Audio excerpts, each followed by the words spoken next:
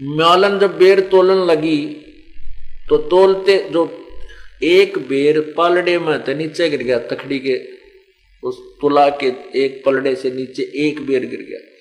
मालन तय का मेरा और सुल्तान का मेरा, दोनों एक बेर के ऊपर दोनों हाथ धर रहे हो। वो का मेरा, सुल्तान का सुल्तानी अदम का मेरा, जो पलड़े में तुले पाछे गिरा उन्होंने ना पहला पड़ा है। अब परमात्मा कहते इतनी अकल है इस जीव में। इसी तो मालन में बुद्धि 2.5 लाख की जो तीर एक शेर एक नए पैसे का बेर कोई ना उस पर लड़न लाग रही, 2.5 लाख की जूती मिल रही फिर भी बकवाद करे, फिर भी बेईमाना लोभ। और उधर से राज भी छोड़ आया, 2.5 लाख की जूती भी दे दी और एक बेर पर फिर भी लड़न लाग रहा मूर्ख। वो यह बुद्धि उसके अंदर। तब परमात्मा ने एक दड़ाक दे रहा उसके मुंह पर, ने बोला रहा के छोड़ा ने काम निकम्मे तने, राज भी छोड़ा भगवान पाने के लिए। क्या छोड़ा तने हैं? 2.5 लाख की पावड़ी, 1 पैसे का बेर और अदम सुल्तान तने किया के छोड़ी मेर, क्या छोड़ा लोग तुझे। तब चरणा में पड़ गया, नो बोला भगवान हमारी तो इतनी बुद्धि है परमात्मा, हम तो कति तुच्छ बुद्धि के जीव है, हमारे मकल को नहीं, मालिक अकल होती तो हम क्या इतने कष्ट उठाते। अक्षमा करो आपके दास को, ग्रहण करो, बहुत होली मेरे साथ, आगे सहन नहीं होगी। तो परमात्मा ने कहा नाम ले बेटा, और नाम ले और जाइब अपना राज कर। ज्ञान सुनाया खूब डट के 2-3 घंटे उसको, और जाए भक्ति करो, राज भी करे। ने बोला नहीं, ईब राज नहीं होगा परमात्मा, या तो ज्ञान नहीं देना था, अब राज नहीं होगा आपके दास से। मैं तो अपनी लकड़ी तोड़ के और बेच के गुजारा कर लूंगा, तेरा गुणगान करूंगा प्रभु। बच्चे सियाने हैं, आप संभालेंगे उसे, राज नहीं। अब उन आत्मा देखना क्या होता है, भगवान ने नाम दे दिया, संभालते रहे उसको। अब वो बलख बुखारे का बादशाह जा रहा था, रास्ते में जब आगे चल पड़ा नाम लेकर, बेचारे को ठिकाना ढूंढ लो, भगवान तो अंतर्ध्यान हो गए उसको नाम नूम दे के। तो वहां रात्रि वर्षा होने लग रही, तो ऐसे उस क्षेत्र में वर्षा बहुत कम होती थी, तो वहां वर्षा हो रही, ठंडी ठंडी हवा चल रहा है, वो भीग गया। उसने सोची तेज हवा चले है, रात का समय हो गया। एक झोपड़ी थी एक व्यक्ति की, गरीब से व्यक्ति की, उसके पिछली साइड में बैठ गया हवा की ओट लेके कि हवा ना लगेगी, सर्दी कम लगेगी। तो वो जो मियाँ बीबी रहे थे उसमें, उस झोपड़ी में अच्छी वर्षा ने, वो एक गाय ले रहे थे, बस एक गाय धन था उनके पास, और 1-2 किला एकड़ 1-2 बीघा जमीन थी, 2-4, उसमें अच्छा वर्षा होने से घास भूस बढ़िया हो गया, गाय का चारा हो गया। तो दोनों जने बतलावे रात ने क्या कहें कि अच्छा 10 किलो तो दूध गाय दे रही है और बढ़िया वर्षा होगी, अच्छा घास चारा हो गया, अपने तो ठाठ हो गए। तो बाद उसका पति कहता है अपने तो इसे ठाठ हो गए, बुलख बुखारे के बादशाह के भी ना होंगे, क्योंकि बुलख बुखारे का जो बादशाह इब्राहिम सुल्तान था वो बहुत वेल नोन हो गया था, धन में ठाठ बाट इतने थे। जब चला करती उसकी सवारी, घर से बाहर निकलता था सैर सपट्टे के लिए, तो आगे पाछे घोड़े और बैंड बाजे तो उद्वस उतर जाया करता, इतने साजबाज से। कहते इंद्र भी शर्मा जाता था उसके ठाठ बाट को देखकर।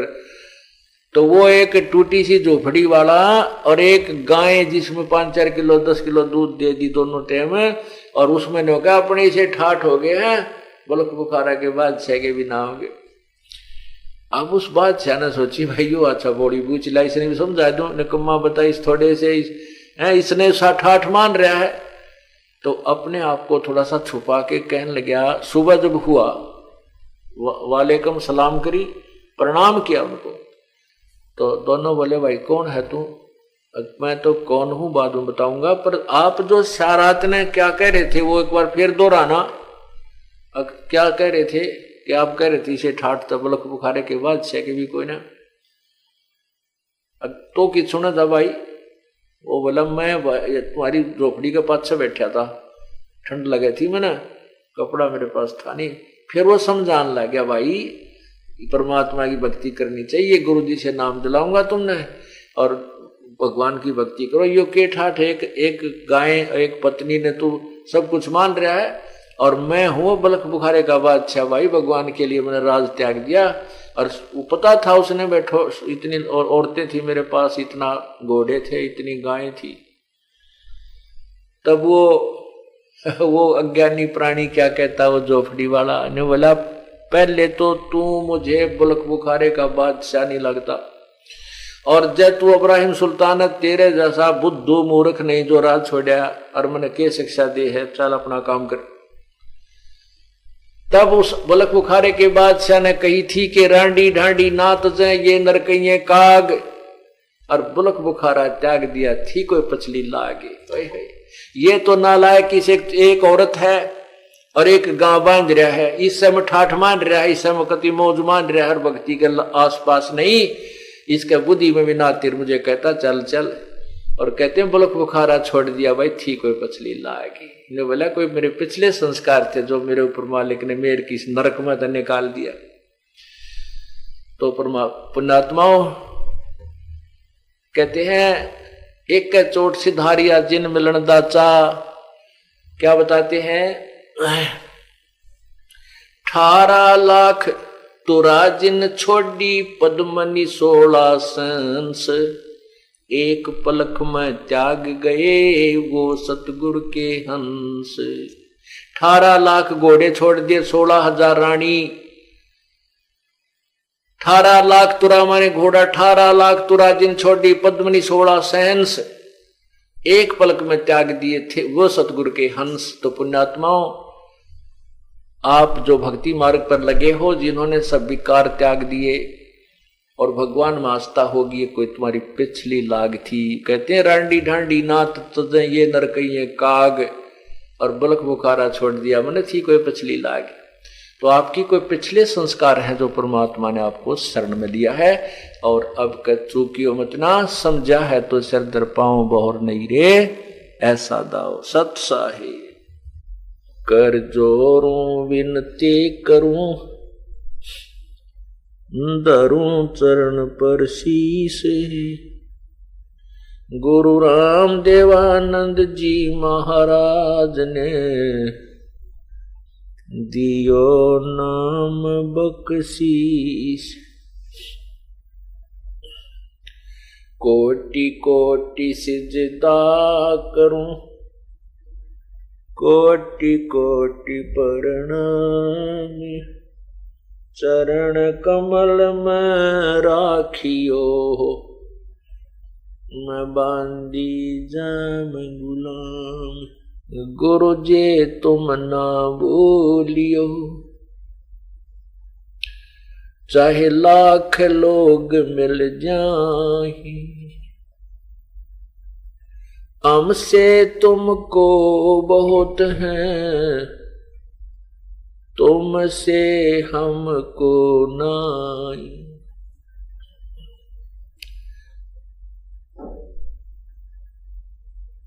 जय इब कै सतगुरु मिले, सब दुख आँखों रोए, चरणों ऊपर शीश रखूं, कहूं जो कहनी हो। कबीर गुरु जी मिलेंगे, पूछेंगे कुशलात, आद अंत की सब कहूं, अपने मन की बात। अवगुण किए तो बहुत किए, करते न मानी हारे, बावे बंदा बख्श दियो, बावे गर्दन उतारे। अवगुण मेरे बाप जी, बख्शो गरीब नवाज, जो मैं पूत कपूत हूँ, बहुर पिता को लाज।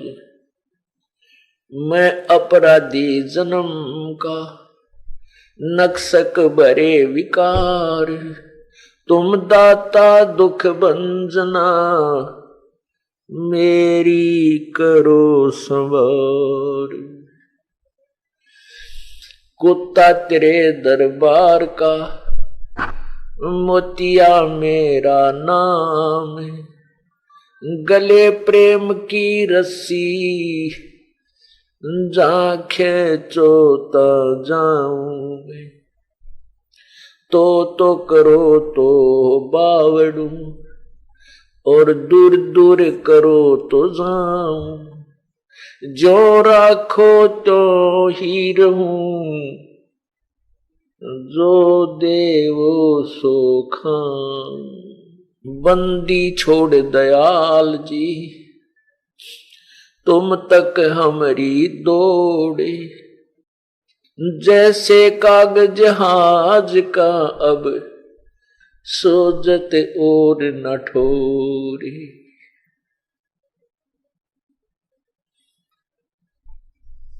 सब पदवी के मूल है, सकल सिद्धि है तीर। दास गरीब सतपुरुष भजो, अवगत कला कबीर। बंदे तू कर बंदगी, जे चावे दीदारे। अवसर मानुष जन्म का भाई, ये मिले न बारंबार। मानुष जन्म पाके, जो नहीं रटे हरि नाम। जैसे कुआं जल बिना, बनवाया किस काम। लूट सको तो लूटियो, राम नाम की लूटे। पीछे फिर पछताओगे, प्राण जहांगे छूटे।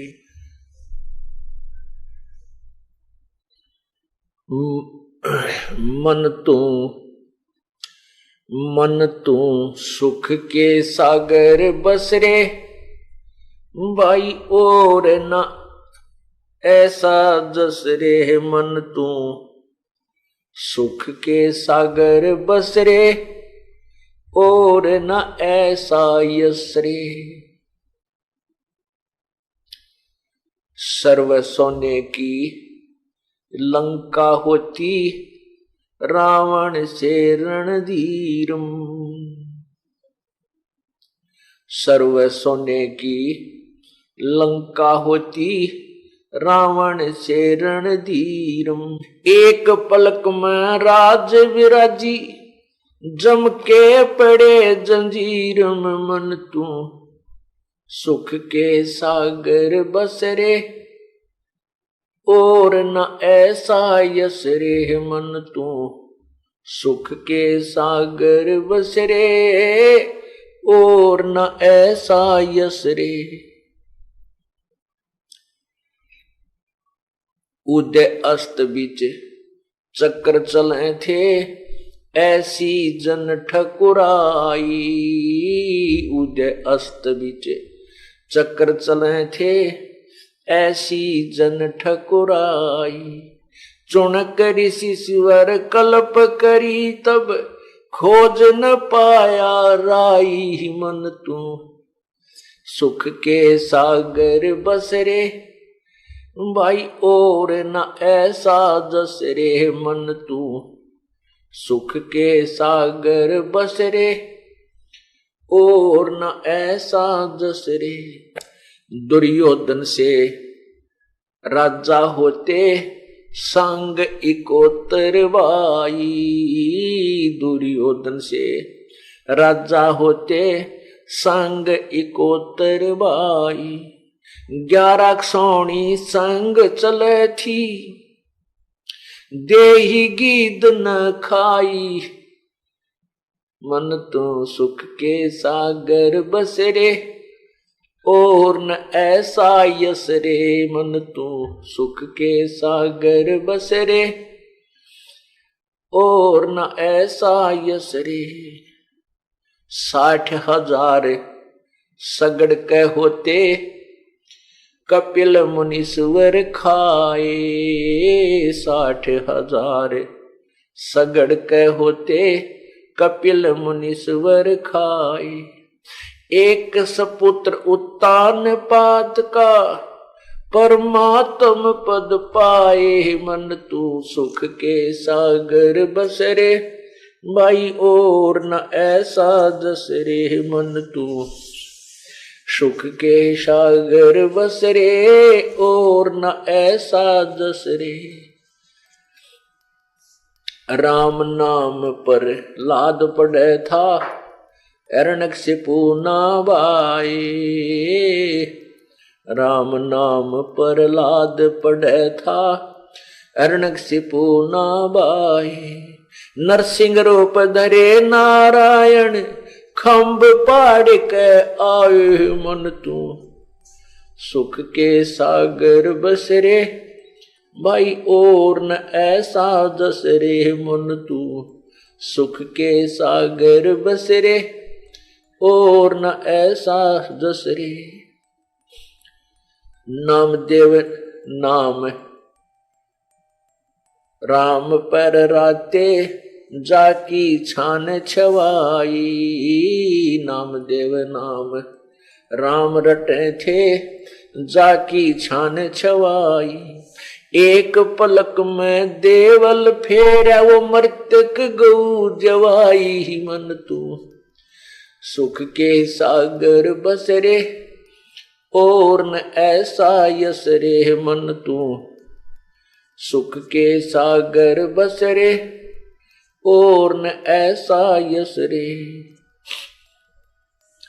काशीपुरी कबीरा होते ताही लखो रे बाई, काशीपुरी कबीरा होते ताही लखो रे बाई। जाके सोबन जारा उतरा 9 लख बालद आई, मन तू सुख के सागर बसरे, और न ऐसा यस रे मन तू सुख के सागर बसरे, और न ऐसा यस रे। भाई कनक जनेऊ कंद दिखाया भक्ति करी रविदासा, कनक जनेऊ कंद दिखाया भक्ति करी रविदासा। दास गरीब कौन गत पाव वो मगहर मुक्ति विलासा, मन तू सुख के सागर बसरे भाई, और न ऐसा यस रे मन तू सुख के सागर बसरे, और न ऐसा यस रे। भाई कनक जनेऊ कंद दिखाया भक्ति करी रविदासा, कनक जनेऊ कंद दिखाया भक्ति करी रविदासा। दास गरीब कौन गत पाव वो मगहर मुक्ति विलासा, मन तू सुख के सागर बसरे, और न ऐसा यस रे मन तू सुख के सागर बसरे, और न ऐसा यस रे। परमपिता परमात्मा सारी सृष्टि के रचनहार कुल मालिक कबीर देव अल्लाह कबीर अल्लाहु अकबर, वो स्वयं ही इस काल के लोक में आकर के हमें यथार्थ ज्ञान प्रदान करते हैं, और जिस अज्ञात स्थान का किसी भी ऋषि महर्षि देव महादेव ब्रह्मा विष्णु महेश तक को ज्ञान नहीं होता, उस वास्तविक अमर लोक के बारे में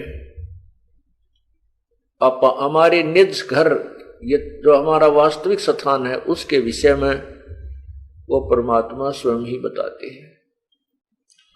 वो स्वयं ही संत बनते हैं, सतगुरु बनते हैं। सतगुरु की भूमिका अर्थात तत्वदर्शी संत का रोल भी वह स्वयं ही करते हैं। एक भक्त में कैसे गुण होने चाहिए, एक दास कैसा होना चाहिए, वो भी भूमिका परमात्मा पूर्ण रूप से स्वयं ही निभाकर हमें एक उदाहरण देते हैं, हमारे लिए एक अनुसरणीय एग्जाम्पल उदाहरण बनकर जाते हैं, और वे स्वयं परमेश्वर भी होते हैं।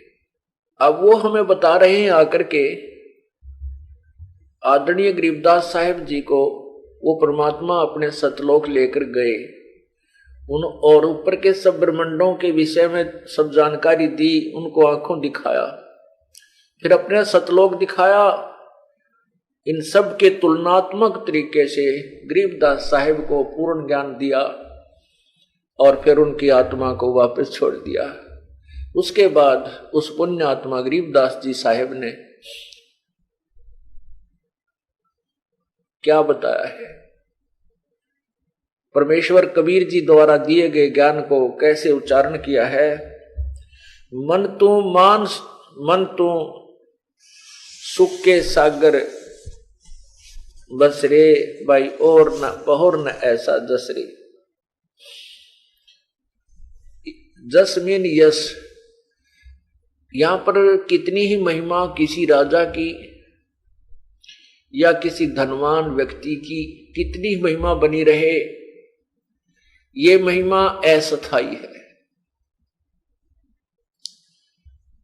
जैसे किसी व्यक्ति की पूर्व जन्म की कमाई के कारण कोई चमत्कार भी हो गए हैं, उस महापुरुष के अनुयायी भी बहुत से बन गए हैं,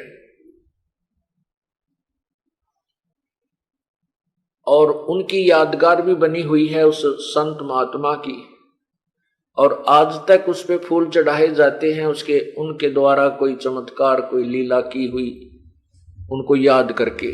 लेकिन उस संत की साधना ठीक नहीं थी, जिस कारण से वो पूर्व जन्म की कमाई से कुछ ऐसे अद्भुत करिश्मे करके चला गया, उसके आधार पर बहुत से लोग प्रभावित होकर उसी के पद चिन्हों पर या उसी का अनुसरण उन्हीं की पूजा में लग गए।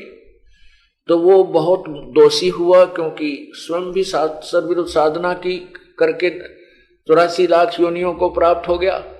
आज बेशक उसके गुणगान जनता करती रहे, लेकिन वो जीव सुखी नहीं है जिसने शास्त्र अनुकूल साधना नहीं की, और शास्त्र अनुकूल साधना ना करने से वो सतलोक नहीं जा सका। जो सतलोक नहीं पहुंच सका वो फिर 84 लाख योनियों में ही भटकता रहता है। आपको बहुत से प्रमाण मिले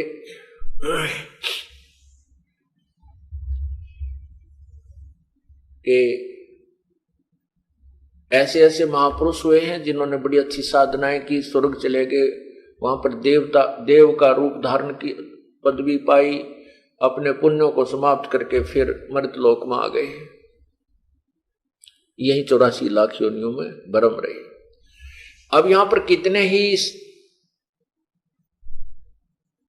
पैसे वाला व्यक्ति रहा हो, उसके विषय में बता रहे हैं कि मन तो सुख के सागर बसरे, सुख के सागर,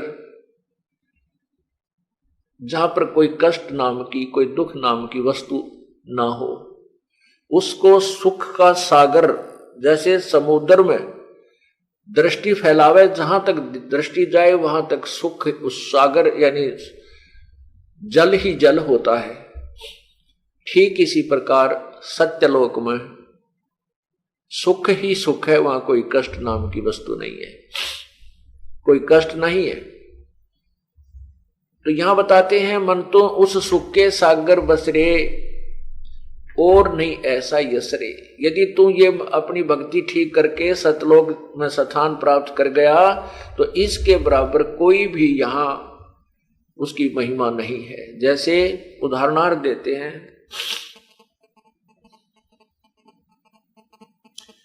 भाई सर्व सोने की लंका होती, रावण से रणधीर, सर्व सोने की लंका होती रावण से रणधीरम।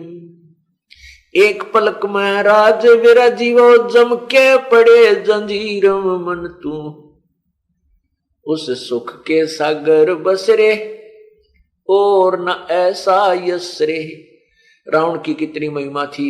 लंकापति रावण इतना पैसे वाला था कि सारी सोने के महल बना रखे थे। लंका को सोने की ईंट बनवा बनवा के और उसकी इमारतें बिल्डिंग्स बना रखी थी।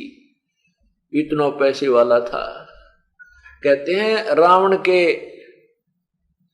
रावण की लंका में हीरे और मोती ऐसे बिका करते जैसे यहां हिंदुस्तान में बाजरा और ज्वार मंडियों में बिकता है। इतना धनी व्यक्ति था। और फिर सत साधना ना करने से, सतलोक की साधना ना मिलने से क्या हुआ कि एक पलक में राज विराजी, राज्य से विराज यानी राज्य रहित हो गया। और आगे क्या हुआ? जम के पड़े जंजीरम। कहते हैं फिर इस काल के कर्म बंधन रूपी वो जंजीर अर्थात वो बेड़ी से जकड़ा गया। यहीं पर 84 लाख योनियों में कष्ट उठाने के लिए रह गया। सर्व सोने की लंका होती रावण से रणधीरम। एक पलक में राज विराजीव जम के पड़े जंजीरम। मन तू सुख के सागर बसरे भाई और ने ऐसा जसरे। दूसरा उदाहरण बताया है। उदय अस्त भी चक्कर चले थे ऐसी जन ठकुराई। चुनक ऋषिश्वर कल्प करी तब खोज न पाया राई। मन तू सुख के सागर बसरे भाई और ने ऐसा जसरे। उदय अस्त अर्थात पूरी पृथ्वी पर शासन करता था कौन? एक मानधाता चक्रवर्ती राजा था। उसका पूरी पृथ्वी पर शासन था। और 72 अक्षौणी सेना थी उसके पास। 72 अक्षौणी।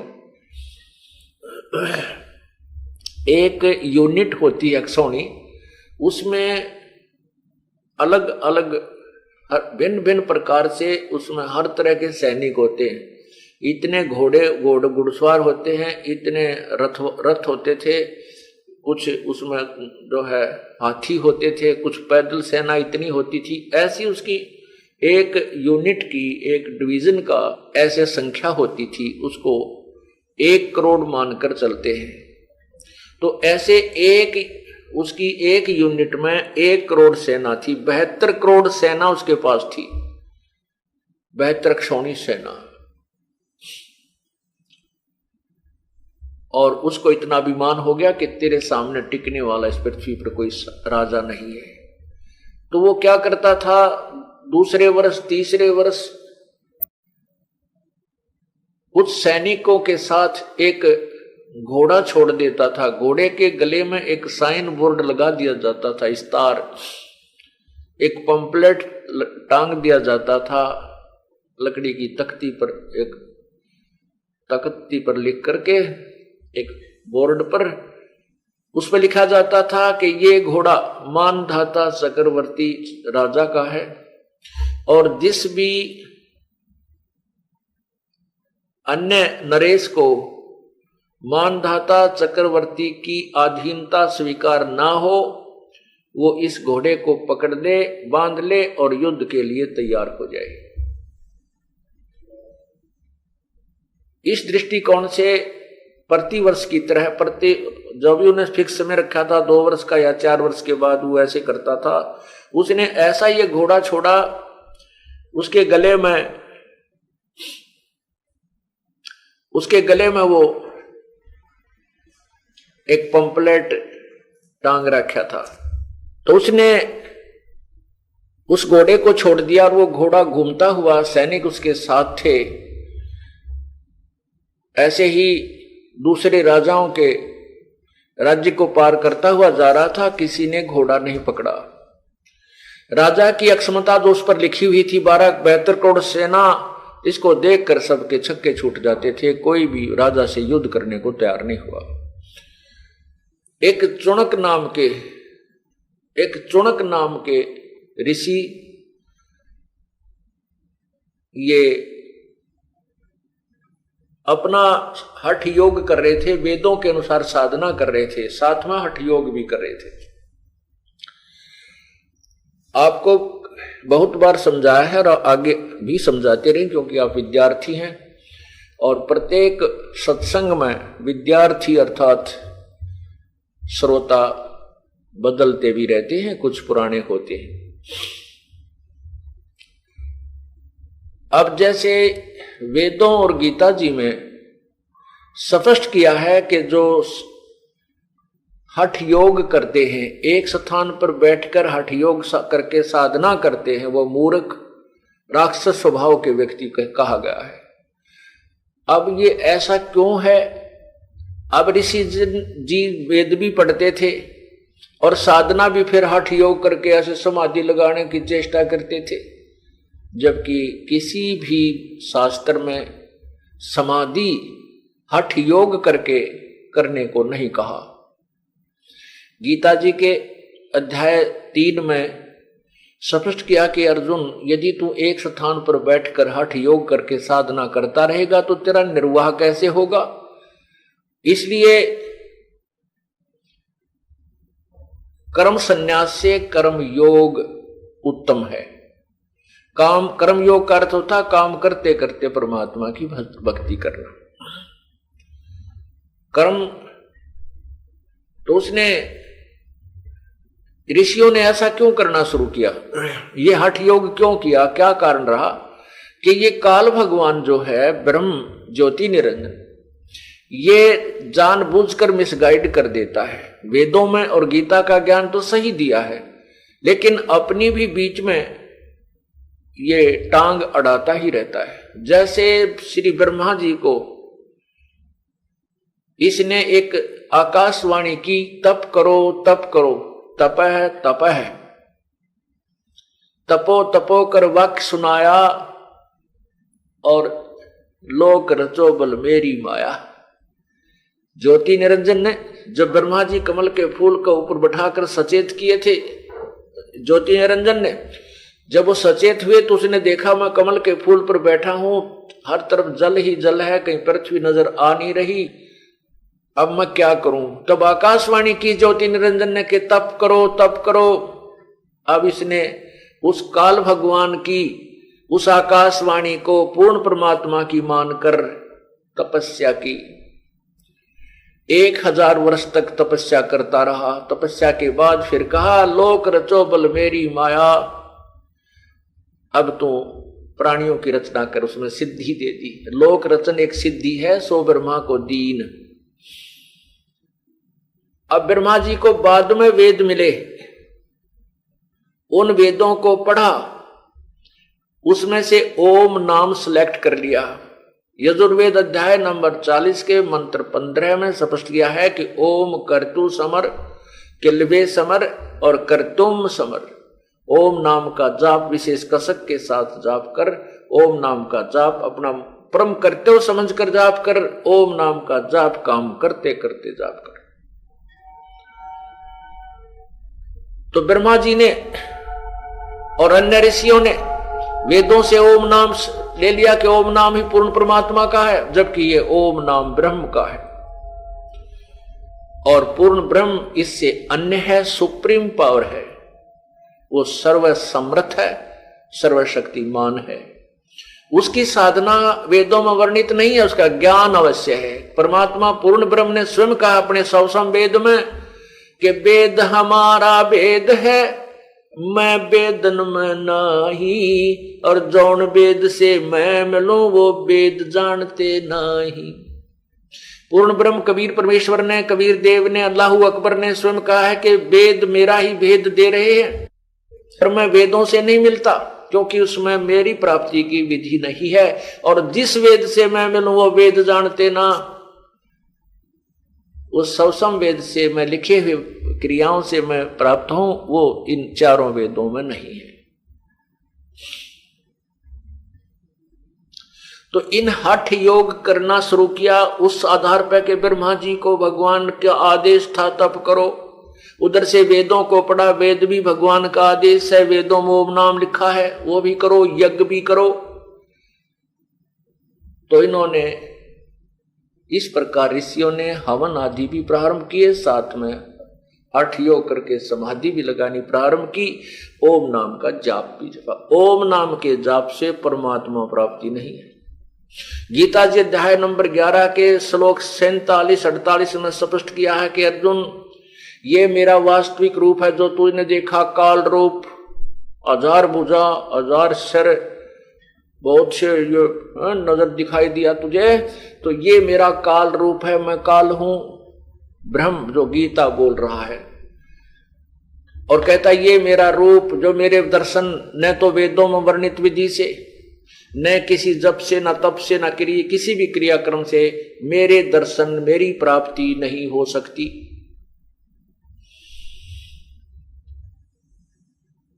अब इति सिद्धम के वेदों में वर्णित विधि से प्रभु प्राप्ति नहीं है। उससे अन्य लाभ हैं, जैसे ब्रह्मलोक की प्राप्ति होगी, जो बड़ा सबसे बड़ा होटल है, उस रेस्टोरेंट में, सुप्रीम रेस्टोरेंट है इस एक ब्रह्मांड का, उसमें वो अच्छे कमाई किए हुए, ओम नाम की कमाई किए हुए साधक ब्रह्मलोक में जाते हैं।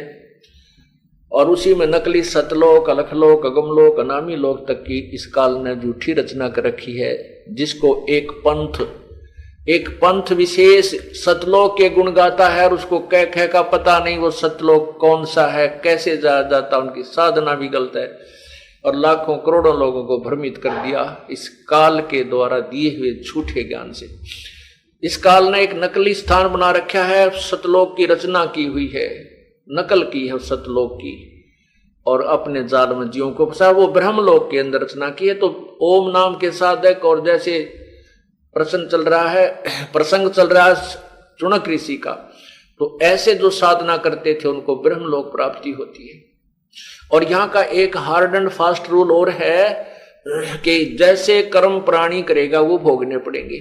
जब तक पूर्ण परमात्मा की साधना नहीं मिलती, तत्वदर्शी संत नहीं मिलता, तब तक किए हुए कर्म का भोग, पुण्य और पाप प्राणी को दोनों ही भोगने पड़ेंगे, भोग कर ही समाप्त होंगे। और पूर्ण परमात्मा सत्पुरुष की साधना तत्वदर्शी संत से 3 नाम के जाप से जो की जाएगी, उससे उसके पाप विनाश हो जाएंगे, केवल पुण्य रह जाएंगे। और पुण्यों का भी फिर प्रतिफल हम इस काल को दे देंगे, हम सतलोक चले जाएंगे, यहाँ की कोई सुविधा प्राप्त नहीं करेंगे। तो इस प्रकार जो ब्रह्मलोक में चले जाते हैं ब्रह्म के साधक, वेदों के अनुसार साधना करने वाले। फिर इस काल ने एक और जाल फैलाया है कि ये जो भी साधक किसी भी रूप में, जैसे वेदों के ओम नाम का जाप कर रहे हैं, और फिर वो प्रार्थना करता है भगवान मुझे दर्शन दो, दर्शन उसको होते नहीं, क्योंकि वो उसने कसम खाई है कि मैं अपने वास्तविक रूप में दर्शन नहीं दूंगा। तो वो क्या करता है, ब्रह्मा के रूप में, किसी को विष्णु के रूप में, वो काल किसी को शिव के रूप में दर्शन देता है समाधि में। जब वो हठ योग कर रहे होते हैं तब वो किसी को शिव रूप में दर्शन दे देता है। तो वो साधक समझता है कि ये शिवजी जो है, ये तमोगुण शिव, तमोगुण जो शंकर महेश है, वो समझ लेता है कि यही भगवान है, ये हमें बहका रहे हैं, यही परमात्मा है। तो वो साधक फिर उस त्रिलोकीय काल के पुत्र उस शिव को भगवान मानकर उस पर आश्रित हो गया। अब वो किसी को विष्णु रूप बनाकर दर्शन दे देता है, क्योंकि ये उस ब्रह्मलोक के अंदर स्वयं भी 3 रूपों में रहता है, अलग अलग रूप धारण कर लेता है, जब चाहे जौन सा रूप बना लेता है। तो वो समाधि लगा रहा था जो योगी, वो भी प्रार्थना करता है भगवान दर्शन दो, तो वो विष्णु रूप में दर्शन देता है। इसलिए वो साधक, वो ऋषि विष्णु जी को भगवान मानकर शिव काल के पुत्र को, और उसी पर आश्रित हो जाता है। औरों को भी कहता है कि विष्णु ही पूर्ण परमात्मा है, ये सतगुण विष्णु ही भगवान है। इसलिए और विष्णु कहता है कि फिर विष्णु जी से पूछते हैं तो उसको पता भी नहीं होता कि मैंने किसको दर्शन दिए। तो विष्णु जी जब कहता है कि मैंने अपनी माँ से पूछा था और माँ ने कहा है दुर्गा ने कि वो तो निराकार है, केवल प्रकाश दिखाई देता। तो विष्णु उन सबको ऐसे कह देता है, ब्रह्मा भी फिर यही कहता है और शिव भी यही कहता है कि वो साकार नहीं है, निराकार है, वो अव्यक्त है, वो किसी के सामने नहीं आता। तो इस प्रकार परमात्मा को निराकार मान लिया गया, क्योंकि वेदों में वर्णित विधि से प्रभु की प्राप्ति हुई नहीं। और जिसको ये भगवान मानते हैं ब्रह्मा, इस काल को, ब्रह्म को, तो उसने वो सामने नहीं आ सकता उस वास्तविक रूप में, उसने कसम खाई है, इसलिए वो ब्रह्मा विष्णु शिव के रूप में दर्शन देता है। इस कारण से इस ब्रह्मा विष्णु महेश जो ना पूजने वाले थे, इनकी पूजाएं प्रारंभ करवा दी काल ने। इसलिए गीता जी के अध्याय नंबर 7 के श्लोक 12 से 15 तक स्पष्ट किया है कि ये तीनों गुणों से जो कुछ भी हो रहा है उसका मूल कारण ब्रह्म कहता है, काल कहता मैं ही हूं, लेकिन मैं इनमें नहीं, ये मुझ में नहीं। फिर कहता है ये त्रिगुण में मेरी माया बड़ी दुस्तर है, खतरनाक है, जो मुझको भजते हैं इनसे ऊपर उठ जाते हैं। फिर लिखा है कि जिसका इस त्रिगुण माया के द्वारा जिनका ज्ञान हरा जा चुका है, ये ब्रह्मा विष्णु महेश से ऊपर किसी को मानते नहीं, राक्षस स्वभाव को धारण किए हुए मनुष्यों में नीच दुष्कर्म करने वाले मूर्ख, ये मेरी भक्ति भी ना करते। अब ये काल स्वयं भी फंस गया कि ये वास्तविक रूप में नहीं आवेगा, इसने कसम खा रखी है। ये दर्शन देता है ब्रह्मा विष्णु महेश रूप में, तो इन लोगों अन्य प्राणियों की आस्था इन नीचे वाले ब्रह्मा विष्णु महेश पर ही टिकेगी। इसको ही इन्होंने परमात्मा पूर्ण मान लिया।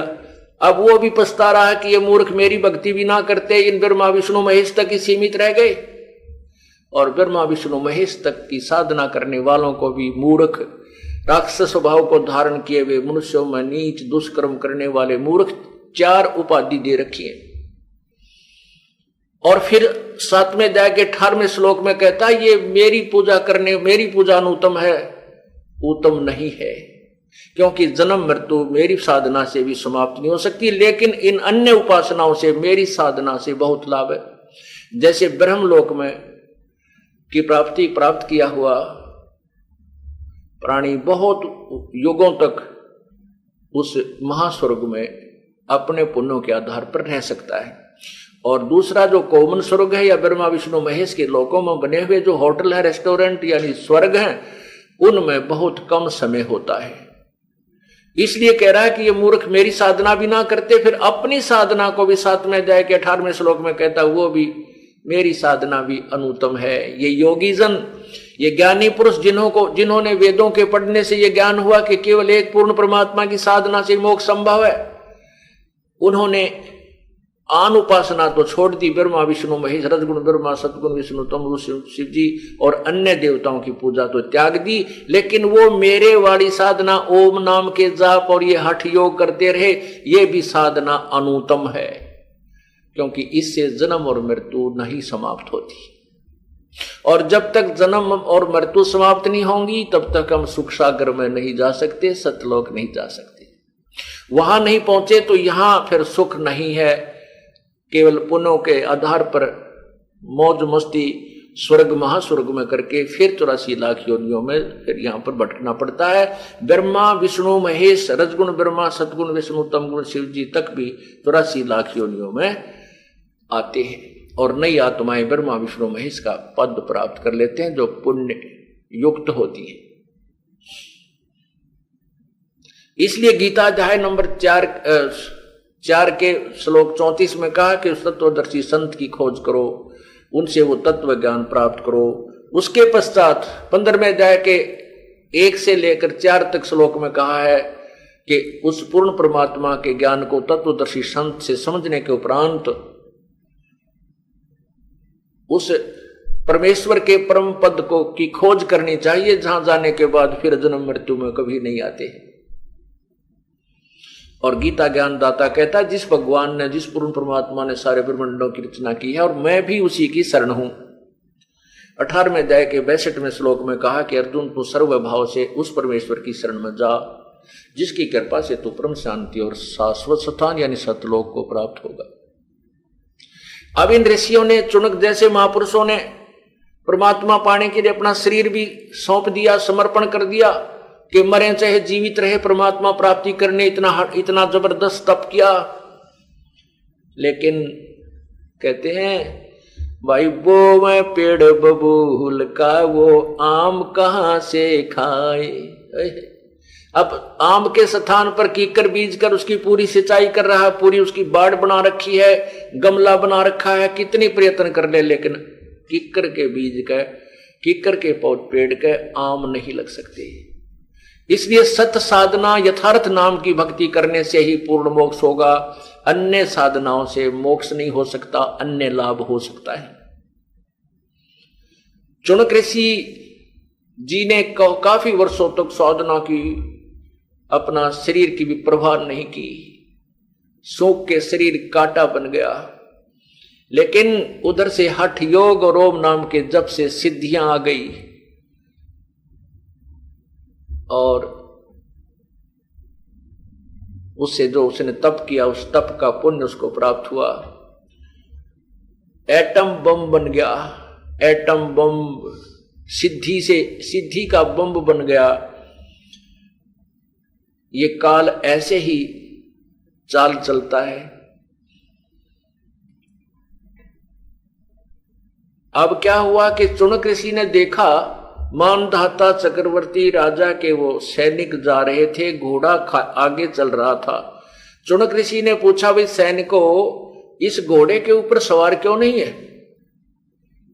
क्या कारण है? क्या ये घोड़ा अस्वस्थ है? तब सैनिकों ने सारी कहानी बताई कि ये राजा मानधाता चक्रवर्ती राजा का घोड़ा है और ये इसलिए खाली रखा जाता है, इस पे कोई बैठ नहीं सकता, राजा ही बैठ सकता है।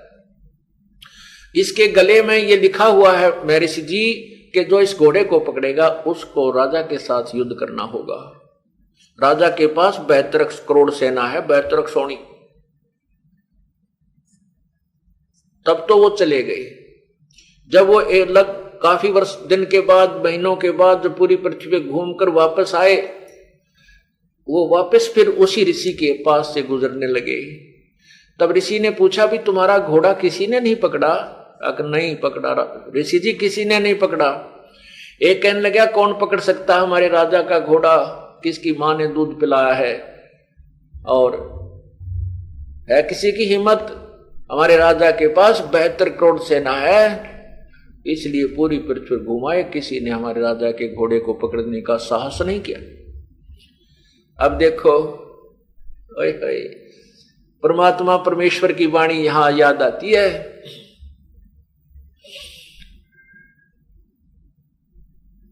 चुनक ऋषि स्वर खा गया, 72 सोनी अक्षय करी वो चुनक ऋषि स्वर एक, दे धारे जोरा फिर ये सभी काल के बेख। ओह, अब चुनक ऋषि ने ऊपर देखो, पहले तो ज्योति निरंजन काल भगवान ने उसे गल साधना करवाई, गल साधना करवा कर वो एटम बम बना लिया और रिमोट काल के हाथ में है। तो उसने वहीं से रिमोट दबा दिया, चुनक ऋषि में फारा हो गया। कहने लगा, अच्छा किसी ने नहीं पकड़ा, इतना अभिमान तेरे राजा में, अभी करता हूं ठीक। ऋषि ने कहा कि ये घोड़ा मैं बांध लेता हूं, मैं इस राजा का युद्ध स्वीकार करता हूं। अब सैनिक बोले, रे कंगले, तेरे दाने तो खाने नहीं और तू युद्ध उठ रहा है मानदाता चक्रवर्ती राजा का, तेरी क्यों साथ बोल दे रही है, क्यों सामत आई है? कर ले बोल वाला अपनी भक्ति, पड़ा रह जी सास है। चुनक ऋषि कहने लगा, तुमने जो तेरे राजा ने करना है कह देना, और मैंने युद्ध उठ लिया। अब सैनिकों ने तो घोड़ा बांध दिया उसी वृक्ष के जिसके नीचे बैठ कर साधना कर रहे थे ऋषि जी, झोपड़ी डाल रखी थी। और जाके चुनक मानधाता ऋषि राजा से बता दिया कि आपका घोड़ा एक चुनक नाम के ऋषि ने बांध लिया, आपको युद्ध के लिए ललकारा है। अब राजा की बुद्धि खराब, एक आदमी को मारने के लिए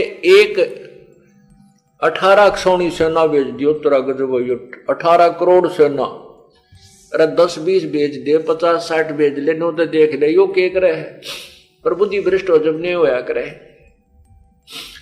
72 क्षौणी सेना की 4 विभाग कर दिए और प्रथम विभाग यानी प्रथम समूह भेज दिया 18 क्षौणी करोड़ का एक आदमी को मारने के लिए। उधर से जब ऋषि को पता चला कि वो सैनिक आ गए हैं तो ऋषि जी ने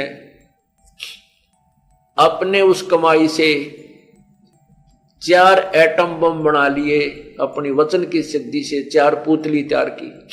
एक पुतली को आदेश दे दिया, उस पुतली की करोड़ों पुतलियां बन गई और उन्होंने उस 18 करोड़ सेना का विनाश कर डाला, काट दिए सबके सिर। राजा ने दूसरी टुकड़ी भेज दी 18 करोड़ की, ऋषि ने दूसरी पुतली छोड़ दी, अर्थात 4 पुतलियों से यानी 4 एटम बमों से 72 करोड़ सेना का विनाश कर डाला। और वो चक्रवर्ती राजा कंगाल होकर के धक्के खाकर मर गया। अब यहां परमात्मा कबीर जी का ज्ञान एक तीर में 2 शिकार कर रहे हैं प्रभु। एक तो कहते हैं उदय अस्तविद चक्र चले थे ऐसी जन ठकुराई, चुनक ऋषि सुअर कल्प करी फिर खोज न पाया राई। केतांडी पाक रहा था राजा मानदाता चक्रवर्ती फूला नहीं समावा था, तेरे बराबर कौन है, ये कर दूंगा वह कर दूंगा। अभिमान का अंत शीघ्र हो जाता है।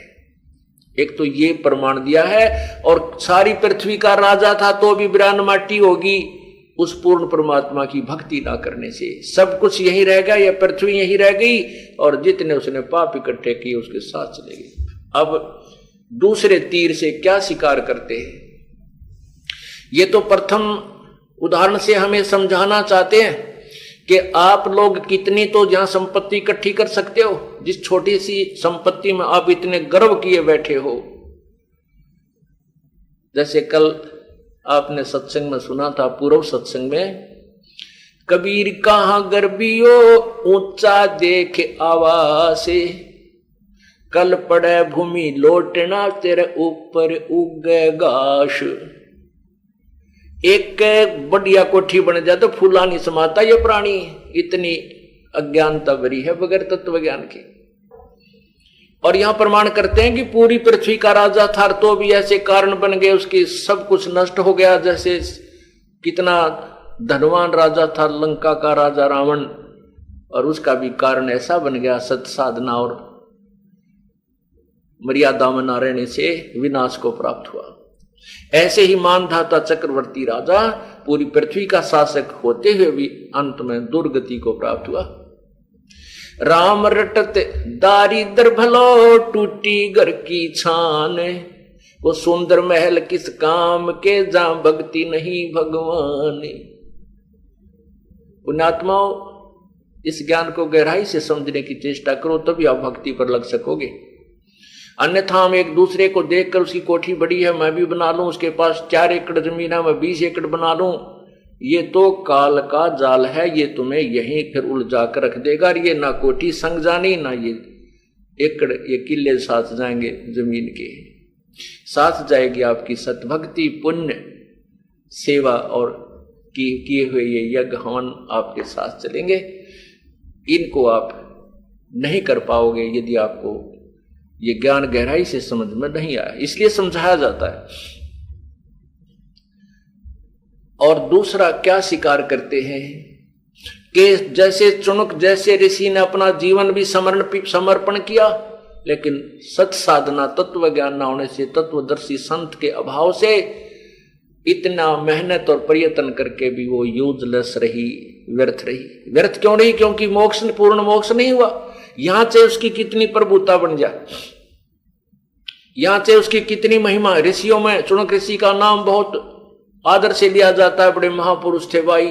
उन्होंने ऐसे मानधाता चक्रवर्ती राजा का अभिमान खत्म कर दिया था, 72 क्षौणी सेना नष्ट कर दी थी। ये तो एक महिमा यहां बन गई उसकी, लेकिन वो महिमा उसके काम नहीं आवे, क्योंकि उसने जो तप साधनाएं की, ओम नाम का जाप किया, इसके हरेक का क्रेडिट अलग अलग मिलेगा।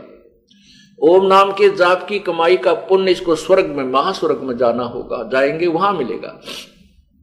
तप का तप जो किया उसने, बैठ के हठ योग किया, उसका तप से राज्य मिलता है, ये फिर कभी राजा बन जाएगा किसी क्षेत्र का। वो भी भोग लेगा। स्वर्ग में, वहां स्वर्ग में अपने पुण्य ओम नाम की कमाई भी भोग लेगा। फिर नंबर आवेगा इन पापों का। कौन से पापों का? जो 72 करोड़ सेना उसने वचन से मार डाली, चाहे कोई तलवार तो मार दो, चाहे जिसके पास जो पावर है उससे वो जीव हिंसा करता है, उसको भोगने पड़ते। और फिर ये चणुक ऋषि बनेगा कुत्ता, टांग टूटेगी, लुचरा होगा और शर में कीड़े पड़ेंगे, जख्म हो जाएंगे, खाज लगेगी और ये कीड़े इसको नोच नोच कर खाएंगे। वो 72 करोड़ सैनिक अपना बदला लेंगे। तो यहां क्या बताना चाहते हैं? और तीसरा इसमें यह समझाना चाहते हैं ये काल का जाल है। कैसे? 72 क्षोणी अक्षय करी, वो चुनक ऋषिश्वर एक, ये दे धारे जोरा फिर भाई सभी काल के भेख। भेख माने समूह, जैसे एक ये भेख बने हुए हैं, कोई गिरी भेख है, कोई पूरी भेष है, कोई अवगढ़ भेख है, कोई वैष्णो भेख है, कोई दूसरे भेख हैं। ये अलग अलग भेख, अलग अलग वेशभूषा में जो डिवाइडेड हैं उनको भेख बोलते हैं।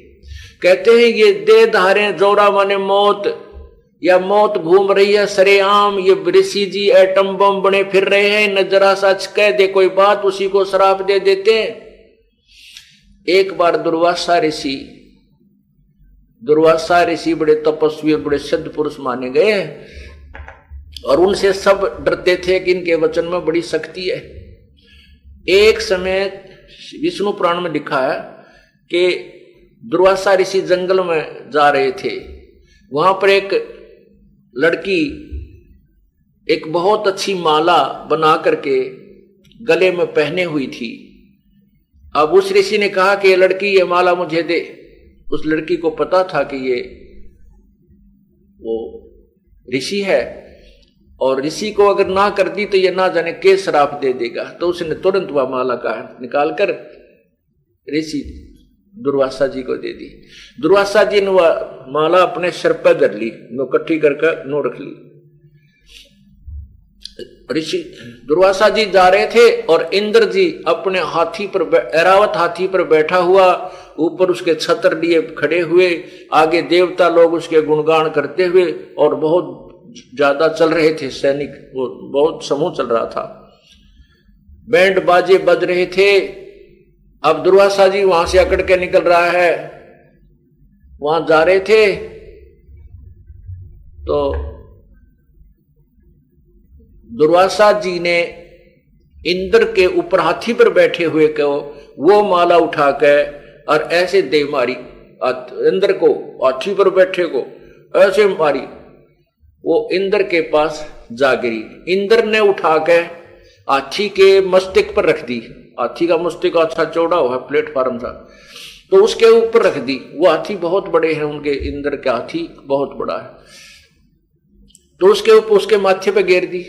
हाथी ने वो सूंड से, क्योंकि कोई भी रिजेक्टेड माल है वो वहां डाल देते थे, हाथी उसको अपने सूंड से पकड़कर नीचे पटक देता जमीन पर, ऐसा को प्रोसीजर था उनका।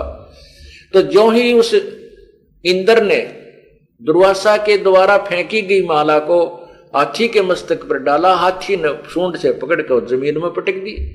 तो दुर्वासा जी ने कर ली लाल आंख, क्रोधित हो गया। अरे अभिमानी, तूने मेरी दी हुई वस्तु को का अनादर किया है, तेरा ये सब राजपाट नष्ट हो जाएगा, तेरा स्वर्ग में तेरा वैभव नहीं रहेगा, तेरा धन नष्ट हो जाएगा। अब इंद्र को पता चला दुर्वासा का वचन यू तो नाश कर दिया, नीचे उतरा, पैर पकड़े, माफी मांगे, कहता है दुर्वासा के पास अक्षमा का खाना नहीं है, जाइए जाइए जाइए, और चल पड़े। उसको श्राप देगा, इंद्र का नाश हो गया, ब्रह्मटी होगी। अब देखो ये ऋषियां के काम है। आप पर तो बकवाद करी, उसका मारी माला फेंक के, अब उसने उसको उठा के हाथी पे धर दी और क्या करे उस माला का। उसके पास तकरा कितना धन था इंद्र के पास, ऐसी माला उसके चरणों में पड़ी रहती थी, और हाथी ने वो अपने स्वभाव से नीचे डालना ही था, क्योंकि वो रिजेक्टेड माल उसके मस्तिष्क पर डाला जाता था। इसी तरह कहते हैं ये दे धारे मौत सरेआम, या दे धार का यानी शरीर रूप में ये एटम बम घूम रहे हैं, ये सभी काल के भेख, ये ब्रह्म तक की साधना के उपासक, ऐसे हैं। तो कहते हैं 72 अक्षौणी अक्षय करी, अक्षय माने नाश कर दिया, क्षय। 72 अक्षौणी अक्षय करी, वो चुनक ऋषिश्वर एक, ऋषिश्वर ऋषियों में श्रेष्ठ उस महान ऋषि के ये कुकर्म, आम ऋषि की क्या गिनती करें हम। एक ऋषिश्वर ऋषियों में श्रेष्ठ उस ऋषि ने, चणक नाम के ऋषि ने 72 अक्षौणी सेना चक्रवर्ती राजा मानदाता की नाश कर दी। और कहते दे धारे ये जोरा फिरे ये सभी काल के वेख है। ये साधक हैं जो मोक्ष दायक साधना नहीं कर रही।